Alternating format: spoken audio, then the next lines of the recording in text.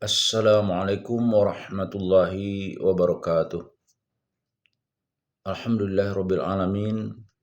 Allazi nahmaduhu wa nasta'inuhu wa nastaghfiruh wa na'udzu billahi min syururi anfusina wa min sayyiati a'malina. May yahdihillahu fala mudhillalah wa man yudlil falan tajida lahu waliyyan mursyida. Asyhadu an la ilaha illallah wa asyhadu anna Muhammadan abduhu wa rasuluhu la nabiyya ba'd. Allahumma shalli wa sallim ala hadzal nabiyil karim Muhammadin sallallahu alaihi wasallam la nabiyya ba'd.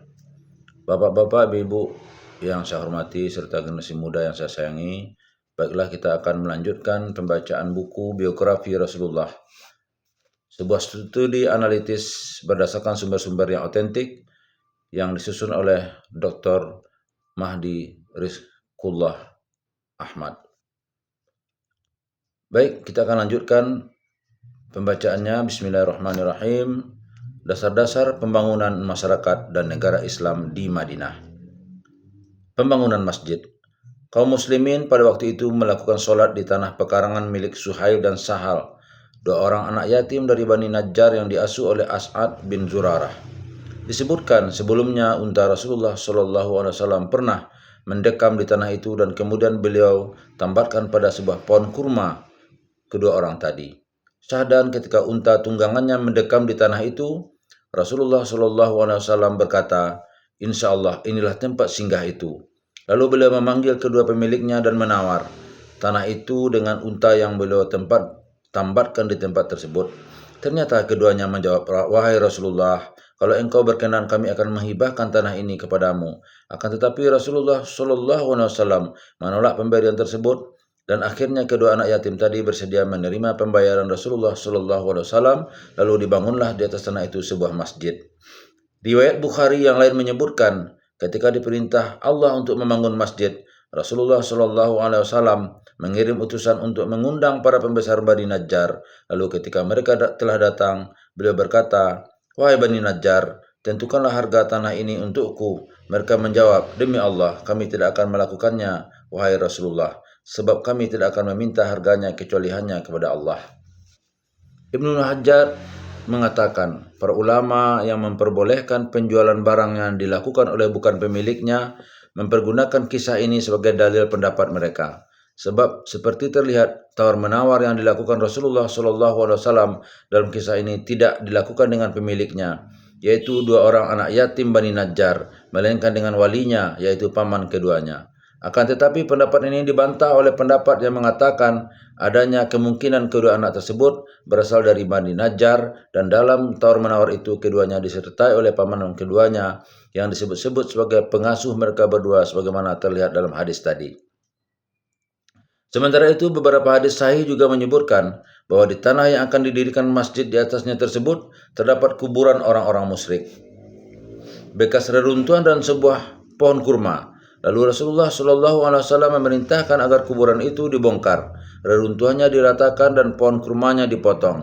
Lalu mereka menanam potongan pohon kurma tadi untuk penunjuk arah kiblat ke Baitul Maqdis. Adapun tiang-tiang masjid itu mereka buat dari batu-batu yang mereka usung secara gotong royong.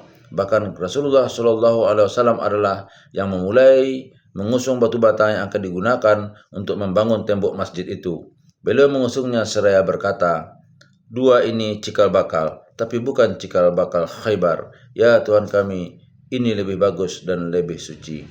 Beliau juga berkata, "Ya Allah, sesungguhnya pahala itu adalah pahala akhirat, maka rahmatilah kaum Ansar dan kaum Muhajirin." Sementara itu riwayat lain menuturkan, mereka bergotong royong memindahkan batu-batu tersebut dengan melantunkan syair-syair, sedangkan Rasulullah SAW juga ikut serta bersama mereka. Salah satu syair mereka mengatakan, "Ya Allah, sungguh tak ada kebaikan kecuali di akhirat, maka menangkanlah kaum Ansar dan kaum Muhajirin." Kemudian salah seorang dari mereka menyahut dengan syairnya berikut, "Andai kita hanya bertepang dagu, sedang Nabi saja bekerja, maka itu adalah perbuatan yang akan menyesatkan kita." Syair senada juga pernah terlontar dari Ali bin Abi Thalib radhiyallahu anhu, yakni ketika ia berkata, "Tidaklah sama antara orang yang membangun masjid dengan yang hanya menonton sambil duduk dan berdiri." Dalam memimpin dan mengatur pelaksanaan pembangunan masjid ini, Rasulullah SAW selalu menempatkan orang sesuai keahliannya masing-masing. Sebagai contoh, Talak bin Ali al-Yamami al-Hanafi menceritakan, Rasulullah SAW berkata kepada para sahabat yang ikut bekerja membangun masjid, serahkanlah urusan pengadonan tanah kepada al-Yamami, sebab ia adalah orang yang paling ahli di antara kalian dalam hal membuat adonan tanah. Dalam riwayat lain, Al-Yamami menceritakan, aku mengambil pengukur tanah, kemudian mulai mencampurnya dan kelihatannya Rasulullah SAW sangat tertarik. Pada saat itu juga beliau berkata, biarkanlah Hanafi mengurus tanah karena ia lebih cermat di bidang tanah dibanding kalian. Sementara itu Baihaqi mengatakan, tempatkanlah Yamami di bagian pengadonan tanah karena dalam hal itu ia paling baik di antara kalian. Arkian, Ammar bin Yasir adalah orang yang paling semangat dalam membangun masjid tersebut. Terbukti ketika orang lain hanya membawa satu buah batu bata, ia membawa 2 buah. Lalu Rasulullah SAW mengusap punggungnya seraya berkata, "Hai putra Samiyah, ketika orang-orang mendapatkan 1 pahala, engkau mendapatkan 2 pahala. Dan akhirnya kekuatanmu adalah seteguk air susu, dan engkau kelak akan dibunuh oleh kelompok yang lalim." Sabda Rasulullah SAW ini merupakan salah satu dari bukti kenabian. Sebab akhirnya ucapan beliau itu terbukti dari Ammar terbunuh pada saat terjadi pertikaian antara kelompok pendukung Ali dan pendukung Muawiyah. Disebutkan saat itu Ammar berada di pihak Ali bin Abi Thalib. Ia dibunuh oleh pasukan Muawiyah radhiyallahu an dan meninggal dunia dengan cara seperti yang pernah dikatakan Rasulullah SAW kepadanya. Ibnu Katsir dan Ibnu Hajar memberikan keterangan tentang hadis ini dengan sangat bagus. Pembangunan masjid tersebut memakan waktu 12 hari. Setelah pembangunan masjid selesai, kaum muslimin membangunkan rumah-rumah untuk para istri Rasulullah SAW dengan cara yang sama dengan cara mereka terapkan saat membangun masjid. Setelah rumah-rumah tersebut selesai, Rasulullah SAW pindah dari kediaman Abu Ayyub ke tempat tersebut. Pada saat itu, Saudah binti Zam'ah mendapatkan 1 ruangan dan Aisyah juga mendapatkan 1 ruangan lain. Kedua ruangan tersebut merupakan rumah pertama yang dibangun untuk istri-istri Rasulullah SAW. Setelah itu pembangunan ruangan rumah yang lain terus berlanjut setiap kali Rasulullah SAW menikah dengan salah seorang Ummul Mukminin. Ruangan yang paling sempit adalah ruangan yang berada di dekat serambi masjid.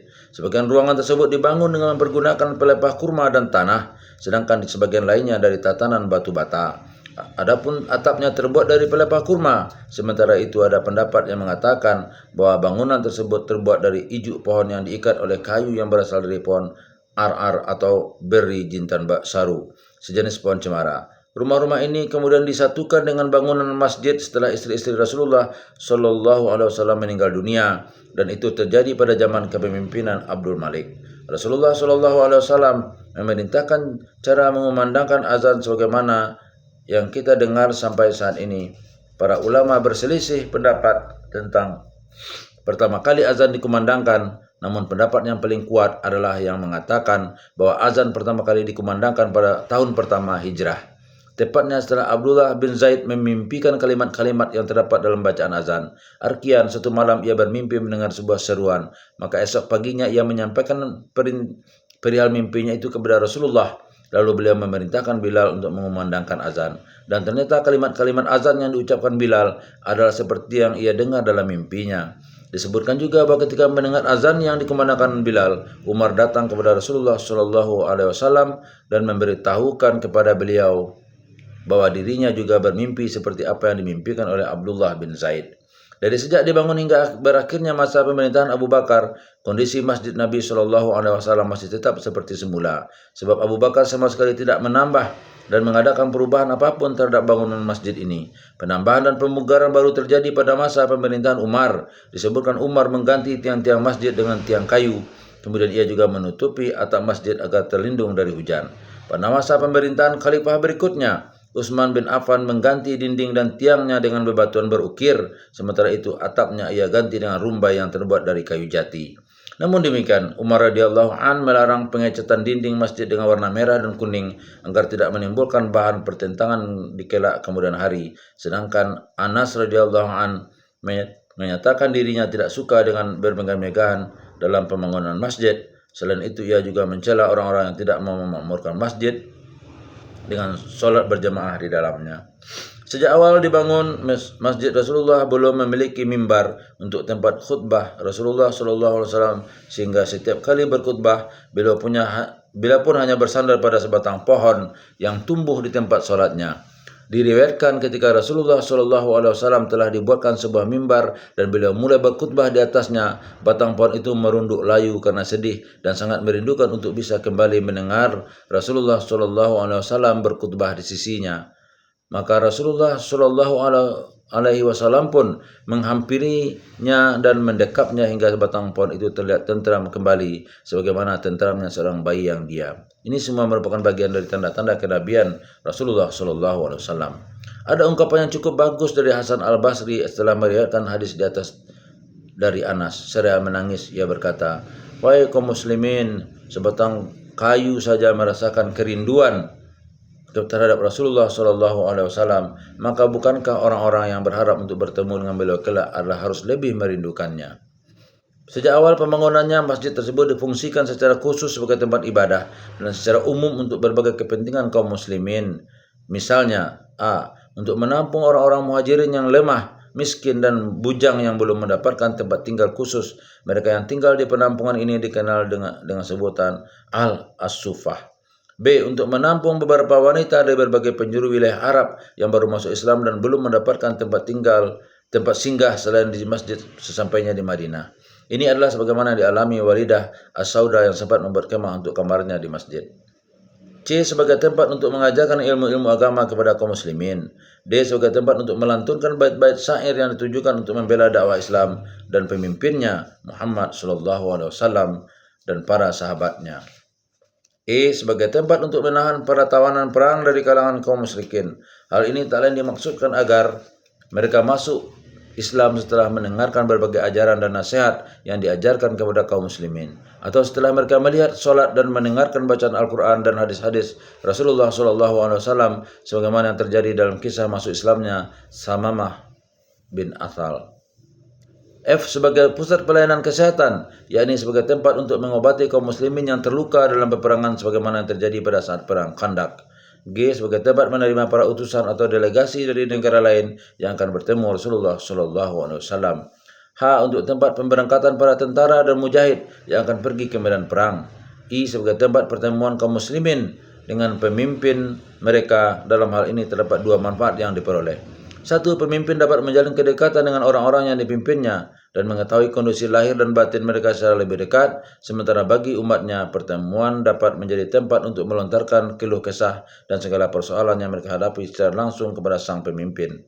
2. Merekatkan kedekatan emosional dan persaudaraan antara sesama kaum muslimin. Manfaat inilah yang sering diabaikan oleh beberapa pemimpin dan kaum muslimin yang hidup pada zaman sekarang ini, yakni karena mereka pada umumnya hanya menganggap masjid sebagai tempat ibadah semata.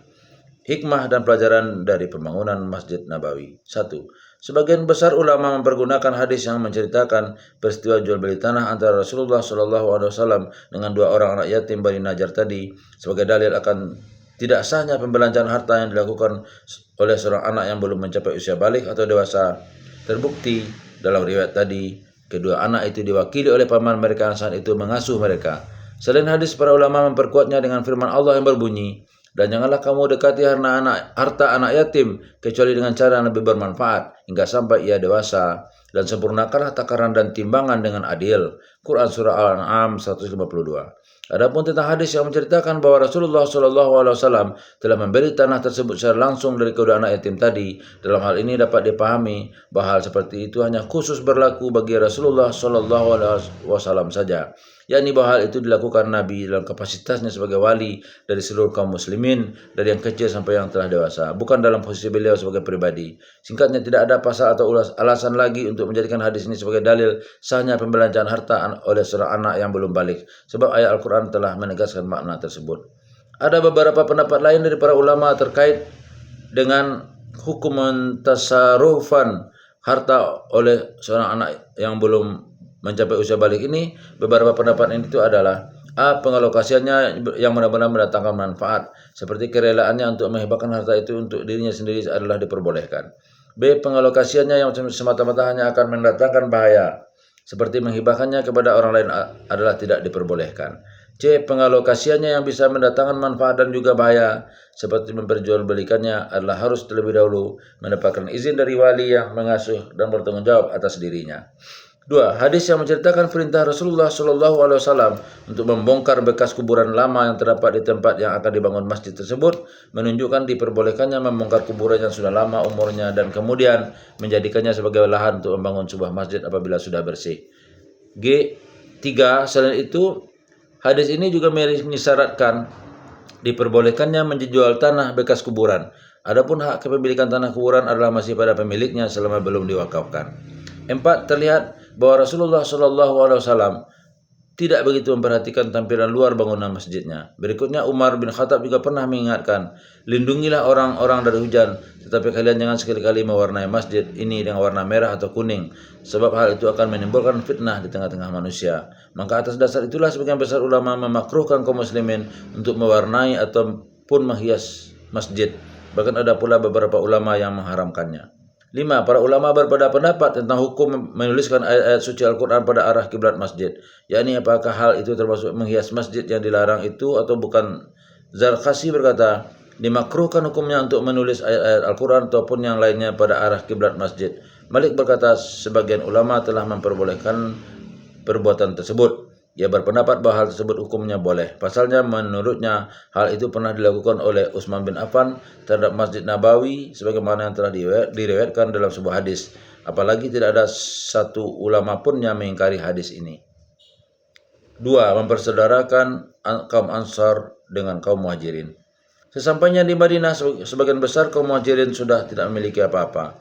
Pasalnya selain perbekalan mereka sudah habis, kebanyakan mereka telah meninggalkan seluruh harta benda mereka di Mekah. Maka dari itu, meskipun mereka bukan dari kalangan petani sebagaimana kaum Ansar pada umumnya, beberapa kaum Ansar dengan sukarela memberikan kepada kaum Muhajirin kelebihan harta yang dapat mereka berikan. Ada pula beberapa orang Ansar yang memberikan pohon-pohon kurma dan lahan-lahan pertanian mereka untuk digarap oleh kaum muslimin dengan sistem bagi hasil.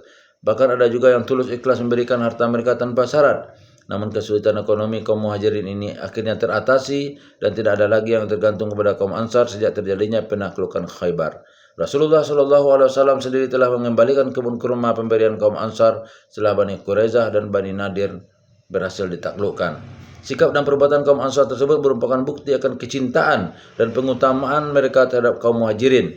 Allah mengabadikan kemuliaan hati dan kebaikan kaum Ansar terhadap kaum Muhajirin ini dalam firman-Nya, dan orang-orang yang telah menempati kota Madinah dan telah beriman atau Ansar sebelum kedatangan mereka Muhajirin, mereka mencintai orang yang berhijrah kepada mereka, dan mereka tiada menaruh keinginan dalam hati mereka terhadap apa-apa yang diberikan kepada mereka atau orang Muhajirin, dan mereka mengutamakan orang-orang Muhajirin atas diri mereka sendiri sekalipun mereka memerlukan apa yang mereka berikan itu.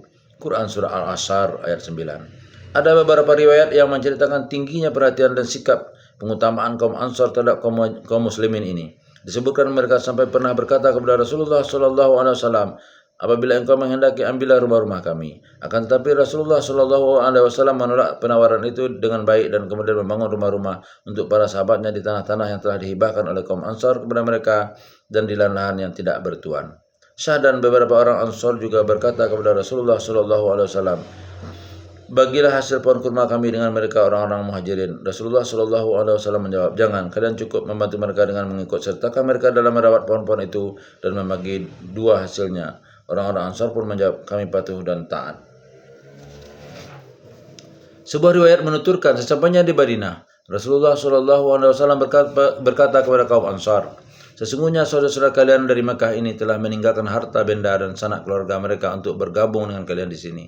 Maka mereka berkata, kami akan membagi rata harta kami dengan mereka. Namun beliau berkata, bagaimana kalau tidak demikian? Kaum Ansar pun saling berpandangan dan kemudian bertanya, apa yang engkau maksudkan Rasulullah? Beliau menjawab, mereka adalah kaum yang tidak mengenal pekerjaan kalian atau bertani. Maka berilah mereka beban tanggung jawab yang lain dan bagilah hasil kalian dengan mereka.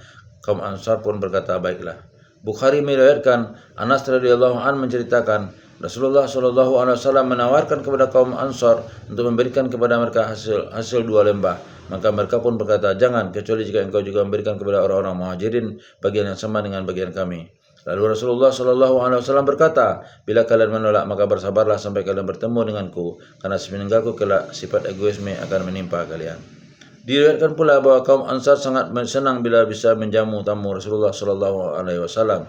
Bukhari menuturkan arkian seorang bertamu kepada Rasulullah Shallallahu Alaihi Wasallam dalam keadaan lapar, namun saat itu beliau tidak mendapatkan makanan sedikit pun dari para istrinya untuk ia berikan kepada tamunya itu. Maka beliau pun menawarkan kepada para sahabat untuk menjamu tamunya. Akhirnya seorang sahabat dari Ansar menyanggupinya. Kendati saat itu hanya tinggal memiliki makanan untuk persediaan makan malam keluarga dan anak-anaknya. Arkian pada malamnya ia menidurkan anak-anaknya terlebih dahulu. Setelah itu ia baru menghidangkan makanan itu kepada tamu itu dan duduk menemaninya. Lalu istrinya mematikan lentera rumah mereka. Kemudian keduanya berpura-pura agar terlihat oleh tamu itu sedang makan sedang menahan rasa lapar. Dan tentang sikap sepasang suami istri ini Allah berfirman, dan mereka mengutamakan orang-orang muhajirin atas diri mereka sendiri, sekalipun mereka memerlukan apa yang mereka berikan itu. Sekalipun perhatian dan pengutamaan kaum Ansar terhadap kaum Muhajirin sedemikian besar, Rasulullah SAW berupaya mencari cara untuk memperbaiki kehidupan perekonomian kaum Muhajirin pada satu sisi dan membuat mereka tidak merasa menjadi beban bagi saudara-saudara mereka dari kaum Ansar pada sisi yang lain. Akhirnya Rasulullah SAW menerapkan sistem pemersaudaraan pada tahun pertama Hijrah. Beberapa riwayat menyebutkan syariat pemersaudaraan ini diumumkan pertama kali di kediaman Anas bin Malik. Akan tetapi sebagian ulama berpendapat bahwa hal itu dilaksanakan di masjid. Disebutkan pula bahwa sistem pemersaudaraan ini telah diberlakukan 2 kali. Satu ketika hanya diterapkan antara sesama kaum Muhajirin. Peristiwa ini berlangsung di Makkah. Dan kedua ketika diterapkan di antara kaum Muhajirin dan kaum Ansar. Peristiwa inilah yang di tengah kita bicarakan ini. Ibnu Sa'ad menyebutkan dengan gunakan riwayat dari gurunya Waqidi yang dinisbatkan kepada sekumpulan para tabi'in. Riwayat ini menyebutkan setimanya di Madinah, Rasulullah SAW mempersaudarakan kaum Muhajirin yang satu dengan sesama Muhajirin yang lainnya dan mempersaudarakan kaum Muhajirin dengan kaum Ansar. Rasulullah SAW mempersaudarakan antar sesama mereka ini atas dasar akidah dan persamaan derajat. Bahkan mereka juga saling mewarisi ketika salah satu dari mereka meninggal dunia tanpa mengikutsertakan orang-orang yang memiliki tali kerabat dengan salah satunya. Pada saat itu jumlah yang dipersaudarakan ada 90 orang, 45 dari kalangan Muhajirin dan 45 orang dari kalangan Ansar. Akan tetapi ada pendapat yang mengatakan bahwa jumlah mereka adalah 100 orang, 50 orang dari setiap kaum. Bukhari menuturkan, Ibnu Abbas menceritakan ketika orang-orang Muhajirin datang ke Madinah, mereka mendapatkan warisan dari kalangan Ansar sekalipun tidak ada hubungan darah di antara mereka. Semua itu karena pertalian saudara yang telah diikatkan oleh Rasulullah SAW di antara mereka. Ibnu Hajar mengatakan bahwa upaya mempersaudarakan antara sesama kaum Muhajirin ini adalah karena di antara mereka ada yang lebih kuat dari sesamanya yang lain dari segi harta, nasab maupun fisik. Jadi semua itu tak lain dilakukan Rasulullah SAW adalah untuk menyamakan derajat antara mereka yang lemah dan yang kuat, dan agar kaum yang kuat membantu yang lemah. Dasar dan tujuan itu terlihat jelas dari langkah beliau mengangkat Ali bin Abi Thalib sebagai saudara diri beliau, yakni karena semenjak kecil Ali telah membantu beliau dalam menjalankan berbagai hal, mulai dari sebelum diangkat menjadi nabi sampai akhirnya beliau mendapatkan wahyu kenabian. Hal serupa juga terlihat dari pemersaudaraan Hamzah dengan Zaid bin Harithah, sebab seperti diketahui Zaid merupakan budak yang berada di bawah perwalian keluarga Hamzah. Maka dari itu keduanya pun dipersaudarakan untuk menghilangkan kesenjangan derajat tersebut, dan keduanya adalah sama-sama berasal dari kalangan Muhajirin. Rasulullah SAW telah mempersaudarakan diri beliau dengan Ali bin Abi Thalib, Zubair dengan Ibnu Mas'ud, Abdurrahman bin Auf dengan Sa'ad bin Rabi, Salman Al-Farisi dengan Abu Darda, Abu Ubaidah dengan Abu Talha, Umar bin Khattab dengan Atabah bin Malik, serta Abu Bakar dengan Kharijah bin Zaid. Ibnu Ishaq juga telah menyebutkan satu persatu nama kaum muslimin yang telah dipersaudarakan dengan sesama mereka oleh Rasulullah SAW. Kemudian data itu dilansir oleh Ibnu Hajar dengan memberikan beberapa tambahan keterangan bila terjadi keraguan di beberapa hal yang terkait dengan keberadaan dan asal usul mereka masing-masing. Salah satu riwayat yang menyebutkan telah terjadinya penerapan sistem pemersaudaraan ini adalah kisah Abdurrahman bin Auf dengan Sa'ad bin Rabi. Dalam kisah itu disebutkan Sa'ad berkata kepada Abdurrahman bin Auf, "Aku adalah orang Ansar yang paling kaya, maka aku akan membagikan setengah dari hartaku kepadamu. Lalu pilihlah di antara para istriku yang kau suka, niscaya aku akan menceraikannya agar kamu dapat menikahinya." Namun Abdurrahman menjawab, "Aku tidak membutuhkan semua itu, tapi tunjukkan saja kepadaku sebuah pasar yang aku dapat berdagang di situ." Sa'ad pun menunjukkan kepadanya pasar Bani Qainuqa. Maka ia pun pergi ke pasar itu dan kembali lagi dengan sudah membawa keuntungan berupa keju dan minyak samin. Kemudian sejak itu terus berdagang di pasar hingga ia bisa mandiri dan hidupnya tidak lagi tergantung pada saudaranya Sa'ad. Bahkan tak lama setelah itu ia juga mampu menikahi seorang wanita dari kalangan Ansar dengan mahar berupa sebatang emas. Kemudian Rasulullah SAW juga meminta kepada Abdurrahman untuk melakukan walimah al-urs sekalipun hanya dengan menyembelih seekor kambing. Pada sisi lain, Rasulullah SAW mempersaudarakan kaum Muhajirin dengan Ansar adalah untuk menghilangkan rasa kesendirian mereka, mengusir kesedihan mereka saat berpisah dengan sanak keluarga dan familinya, dan agar kedua kelompok ini senantiasa saling memperkuat dan membantu satu sama lain. Demikianlah, maka ketika Islam telah berjaya, semua kekuatannya solid, masyarakatnya bersatu, dan taraf hidup perekonomian warganya mulai membaik, maka Allah pun mencabut hukum penerimaan warisan dikarenakan hubungan persaudaraan yang sempat berlaku beberapa waktu sebelumnya dengan tetap memperlakukan persaudaraan itu sendiri. Hal ini ditegaskan Allah dalam firman-Nya, dan orang-orang yang beriman sudah itu kemudian berhijrah dan berjihad bersamamu, maka orang-orang itu termasuk golonganmu juga. Orang-orang yang mempunyai hubungan kerabat itu sebagiannya lebih berhak terhadap sesamanya daripada yang bukan kerabat di dalam kitab Allah. Sesungguhnya Allah Maha mengetahui segala sesuatu. Quran Surah Al-Anfal ayat 75. Sedangkan dalam ayat lain Allah berfirman, Nabi itu hendaklah lebih utama bagi orang-orang mukmin dari diri mereka sendiri, dan para istrinya adalah ibu-ibu mereka, dan orang-orang yang mempunyai hubungan darah dan satu sama lain lebih berhak mewarisi dalam kitab Allah daripada orang-orang mukmin dan orang-orang muhajirin, kecuali kalau kamu mau berbuat baik kepada saudaramu seagama. Ada yang demikian itu tertulis di dalam kitab Allah. Quran Surah Al-Ahzab 6. Disebutkan turunnya ayat ini pada saat terjadinya perang Badar, akan tetapi riwayat lain menyebutkan bahwa ayat ini diturunkan setelah terjadinya perang Uhud. Ibnu Abbas menjelaskan yang dihapus dari sistem persaudaraan di antara kaum muslimin adalah hak penerimaan warisan. Adapun untuk kewajiban saling menolong, membantu dan menasihati masih tak berlaku. Menyangkut persoalan ini, Nawawi berpendapat bahwa dua orang yang dipersaudarakan dapat memberikan harta warisannya kepada saudaranya tersebut melalui wasiat. Bukti akan tetap berlakunya sistem persaudaraan kendati hukum penerimaan waris di antara kedua orang yang dipersaudarakan itu dihapus adalah tindakan Rasulullah SAW yang masih mempersaudarakan beberapa sahabatnya. Di antara mereka itu adalah Salman Al-Farisi dengan Abu Darda. Salman masuk Islam kira-kira pada pertengahan antara perang Uhud dan perang Khandaq. Muawiyah bin Abi Sufyan dengan Hattad At-Tamimi. Muawiyah adalah masuk Islam pada saat penaklukan, sedangkan Hattad masuk Islam pada saat datangnya para utusan dari Bani Tamim, tepatnya pada awal tahun ke-9 Hijriah. Ja'far bin Abu Talib dengan Mu'az bin Jabal. Ja'far tiba dari Habasah pada saat Rasulullah SAW baru saja menyelesaikan perang Khaybar, tepatnya pada awal tahun ke-7 Hijriah.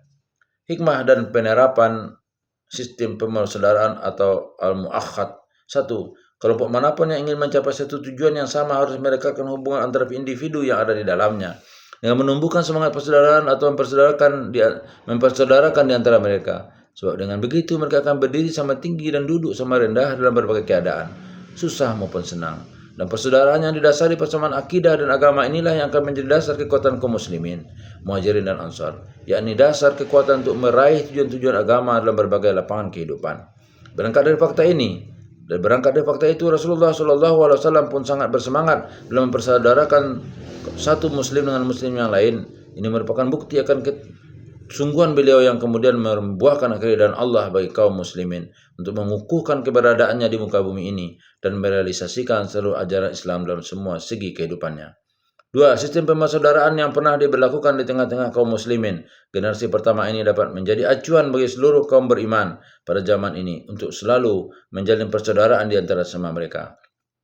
Dan ini bisa dilakukan dengan cara saling melipur, saling mengasihi dan saling menasihati. Lebih dari itu, jalinan persaudaraan yang di antara sesama kaum beriman ini juga harus bisa menghasilkan hak dan kewajiban khusus yang berlaku di antara sesama mereka.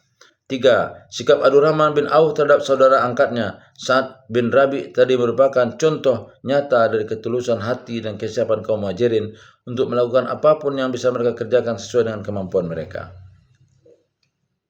3. Piagam Madinah. Setelah menetap di Madinah dan Rasulullah SAW ingin mengatur hubungan sosial kemasyarakatan, interaksi para penduduknya, maka beliau pun membuat sebuah kesepakatan tertulis yang dalam terminologi kuno dikenal dengan sebutan perjanjian atau Alkitab atau lembar kesepakatan atau as-sahifah. Adapun dalam terminologi modern. Hal itu lebih dikenal dengan sebutan Undang-Undang Dasar atau Ad-Dustur dan Piagam Al-Wathiqah. Piagam ini memiliki arti yang sangat penting bagi sejarah berdirinya negara Islam di Madinah. Maka dari itu piagam ini pun selalu menjadi rujukan para peneliti modern yang akan mempelajari dan mengkaji sistem pemerintahan yang pernah diterapkan oleh Rasulullah Shallallahu Alaihi Wasallam di Madinah. Undang-undang negara Islam, pola interaksi negara Islam dengan negara-negara dan agama-agama lain, dan sistem politik dalam Islam itu sendiri. Berangkat dari fakta ini, kami memandang perlu untuk memaparkan dan membahas masalah ini sekalipun hanya secara ringkas. Isi piagam. 1. Kesepakatan yang berhubungan dengan kaum muslimin. Kaum beriman dari bangsa Quraisy, Yastrib, dan para pengikutnya yang beriman dan ikut serta berjuang berperang bersama mereka adalah satu kesatuan masyarakat yang berdaulat dan hidup berdampingan dengan kelompok-kelompok masyarakat lain di luar Madinah. Setiap kelompok dari kaum muslimin atau muhajirin, Bani Sa'idah, Bani Aus, dan seterusnya tetap memegang teguh prinsip akidah, berkewajiban menebus tawanan yang harus dibayar kelompok mereka secara bersama-sama dengan baik dan adil. Dan kaum mukminin tidak akan membiarkan orang yang memiliki banyak ketanggungan dan beban hidup di antara mereka untuk ikut membayar tebusan itu kecuali setelah mendapatkan bantuan secukupnya untuk ikut membayar denda ataupun tebusan tersebut. Kaum muslimin yang bertakwa kepada Allah memiliki kewenangan penuh untuk mengambil tindakan tegas terhadap setiap muslim yang menyimpang di ajaran agama. Mereka harus menindaknya dengan tegas meskipun pelanggar itu salah seorang anak mereka sendiri. Jaminan perlindungan Allah hanya satu, yakni Allah berada di pihak kaum muslimin yang lemah dalam menghadapi yang kuat, dan sesama kaum mukminin harus saling melindungi dalam dan untuk menghadapi kelompok masyarakat lain yang non-muslim. Kaum Yahudi yang mengikut kami, kaum muslimin, akan memperoleh pertolongan dan persamaan hak. Mereka tidak akan dizalimi dan juga tidak akan diusik. 2. Isi piagam yang berhubungan dengan kaum musyrikin. Seorang musyrik tidak diperbolehkan melindungi harta dan jiwa orang Quraisy dan juga tidak boleh menghalanginya untuk kepentingan kaum beriman. 3. Ketentuan yang berhubungan dengan kaum Yahudi. Kaum Yahudi dan kaum muslimin harus bekerjasama dalam menanggung pembiayaan perang yang mereka lakukan bersama-sama. Kaum Yahudi Bani Auf adalah umat yang hidup berdampingan dengan kaum mukminin di Madinah. Maka mereka bebas menjalankan agama mereka, menggunakan budak-budak mereka dan diri mereka sendiri. Adapun komunitas Yahudi yang lain seperti Bani Najjar, Yahudi Bani Harith, mereka juga mendapatkan hak yang sama dengan apa yang didapatkan oleh Yahudi Bani Auf, dan seluruh keturunan Yahudi adalah juga Yahudi. Tidak ada seorang pun yang boleh mengusir seorang Yahudi kecuali dengan izin Muhammad SAW. Kaum Yahudi dan kaum muslimin bertanggung jawab atas beban hidup mereka sendiri-sendiri, dan kedua belah pihak harus bersatu padu dalam menghadapi setiap musuh yang mengancam semua pihak yang terlibat dalam kesepakatan. Dalam perjanjian ini, negara dan masyarakat Madinah, kedua belah pihak juga harus saling memberikan saran dalam kebaikan dan bukan dalam perbuatan dosa. 4. Isi perjanjian yang berhubungan dengan aturan-aturan umum. Kota Yastrib adalah tanah yang harus dihormati oleh seluruh orang dan pihak yang tercantum dalam piagam ini.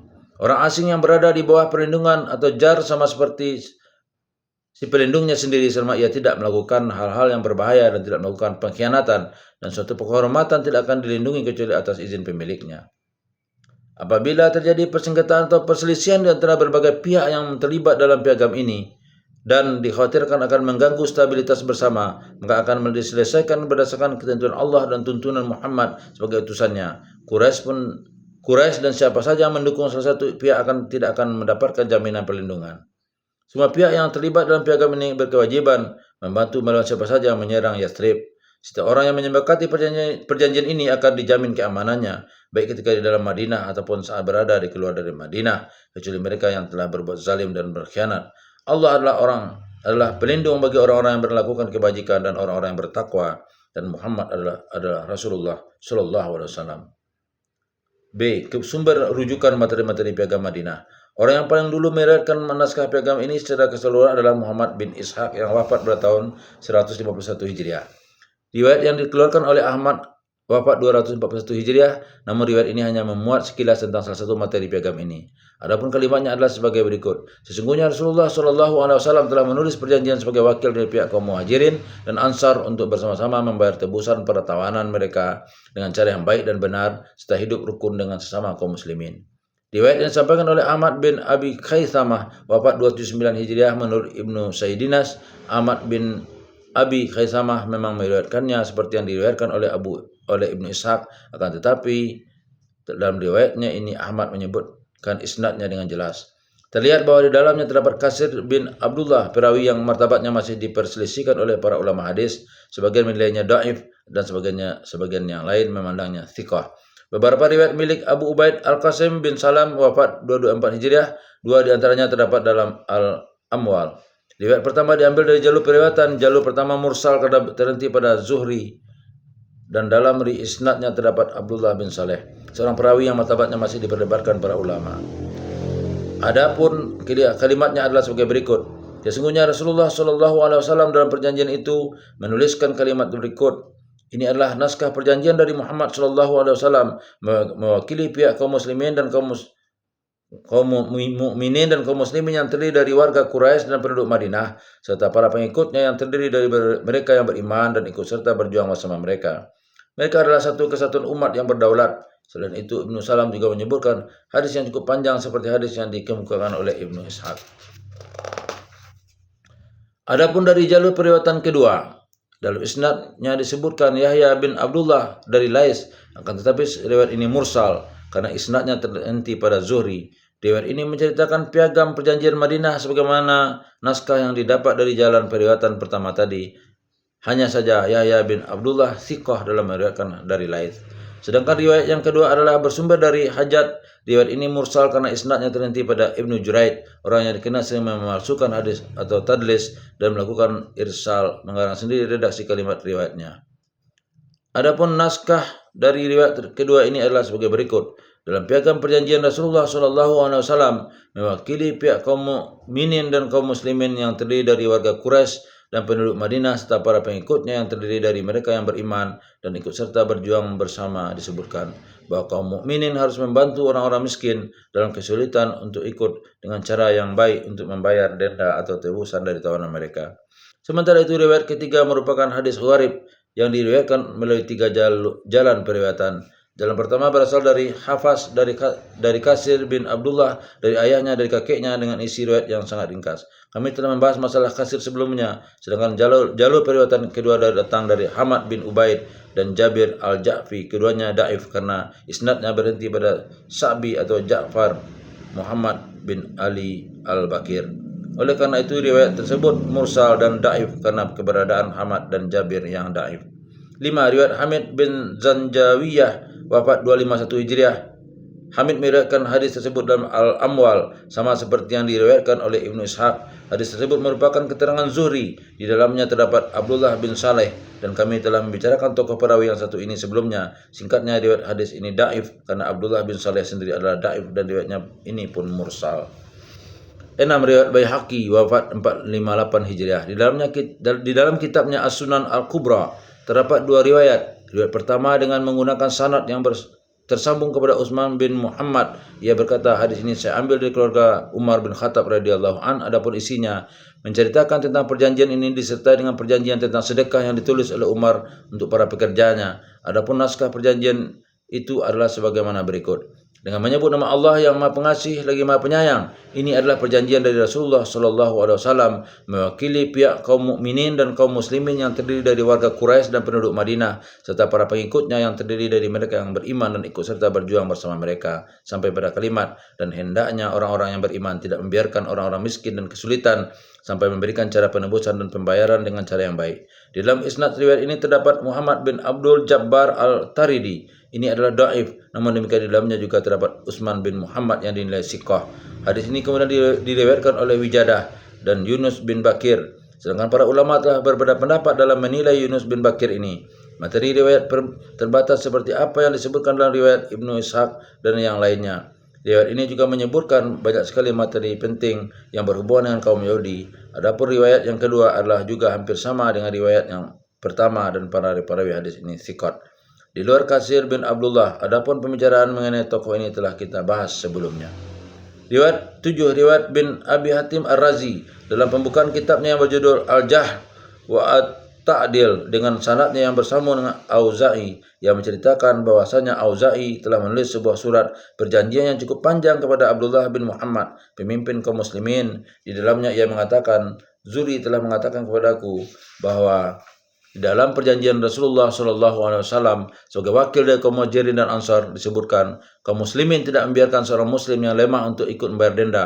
Kaum muslimin harus memberi bantuan kepada mereka dengan baik untuk keperluan membayar denda atau tebusan itu.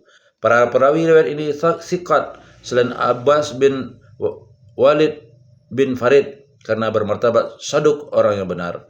Riwayat mursal karena silsilah periwayatannya terhenti pada Zuhri dan riwayatnya sangat ringkas sekali. Adapun penyebabnya dikemungkinkan karena Auza'i hanya menuliskan untuk Amirul Mukminin beberapa bagian saja yang dipandang perlu dalam perjanjian ini.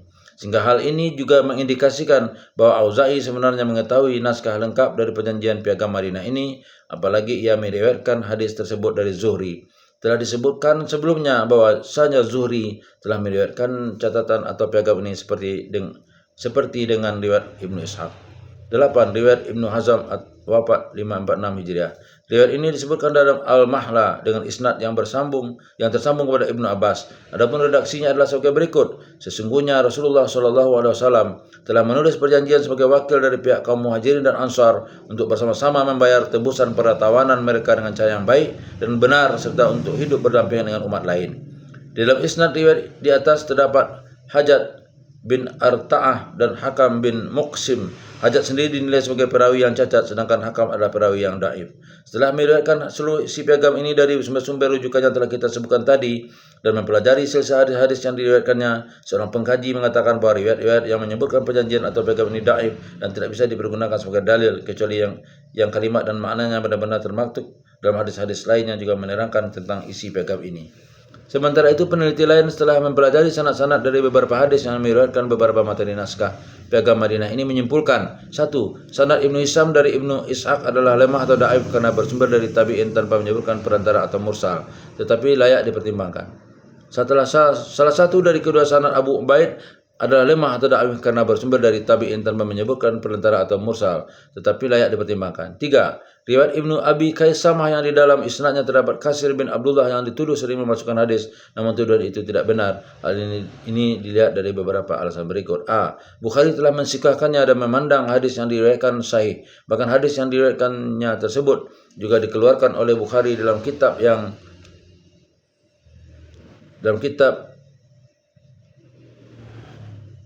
lain selain dalam sahihnya. B. Tirmidzi telah mensikahkannya dan memandang hadis-hadis yang diriwayatkannya sahih. C. Abu Daud meriwayatkan hadisnya tanpa komentar. D. Yahya bin Sa'id al-Ansari, Hakim Ibnu Khuzaimah, Fasawi dan yang lain telah mensikahkannya dan mengambil riwayat darinya. Atas dasar fakta ini maka dapat dikatakan bahwa isnad bin Abi Kaisamah ini paling tidak berada pada tingkatan hasan li ghairi. Ibnu Khaisamah tidak pernah sendiri dalam meriwayatkan beberapa hadisnya karena Baihaqi juga mempergunakan riwayat yang sama dengan yang dipergunakannya sekalipun hanya memuat satu materi saja dari perjanjian itu. Hadis tersebut juga tidak dapat dikatakan sebagai hadis yang cacat atau syadz karena di dalamnya tidak ada yang bertentangan dengan riwayat sahih. Hadis tersebut juga tidak pernah diriwayatkan dengan satu jalan saja karena hadis ini juga diriwayatkan dari jalan periwayatan lain sebagai hadis muttasil ataupun mursal. Adapun hadis yang muttasil telah diriwayatkan oleh Baihaqi dengan sanad yang lain sebagaimana kita baca sebelumnya, sedangkan yang mursal telah diriwayatkan oleh Ibnu Ishaq dan Zuhri sebagaimana ada dalam keterangan yang telah lalu. Ringkasnya, semua isnad riwayat ini patut dipertimbangkan meski dengan kondisinya yang terpisah-pisah dan semuanya juga saling menguatkan satu sama lain. Maka dapat dikatakan bahwa riwayat yang mengisahkan Piagam Madinah ini berada pada tingkatan hasan li ghairi. Dr. Umari pernah menyampaikan kesimpulan seperti ini, yakni karena setelah mempelajari dan meneliti isnadnya, ia mengatakan sebagaimana berikut: meskipun semua riwayat tentang Piagam Madinah yang tidak disebutkan dalam kitab-kitab hadis sahih tidak layak dijadikan sebagai dalil dalam penentuan hukum-hukum agama, riwayat tersebut layak untuk dijadikan sebagai bahan kajian sejarah yang secara umum tidak membutuhkan keabsahan yang valid sebagaimana yang berlaku dalam penentuan hukum-hukum agama. Apalagi riwayat yang mengisahkan Piagam Madinah ini datang dari berbagai jalan periwayatan yang berbeda dan semuanya menambah kuatnya riwayat tersebut. Kemudian dalam catatan kakinya ia berkata, bahkan sekumpulan asar pun satu sama lainnya bisa memperkuat posisi masing-masing sampai pada tingkatan hasan li ghairi. Baiklah, untuk sementara itu yang dapat kita bacakan. InsyaAllah kita akan lanjutkan nanti dengan judul Sejarah Penulisan Piagam. Bila taufiq wal hidayah, Assalamualaikum warahmatullahi wabarakatuh.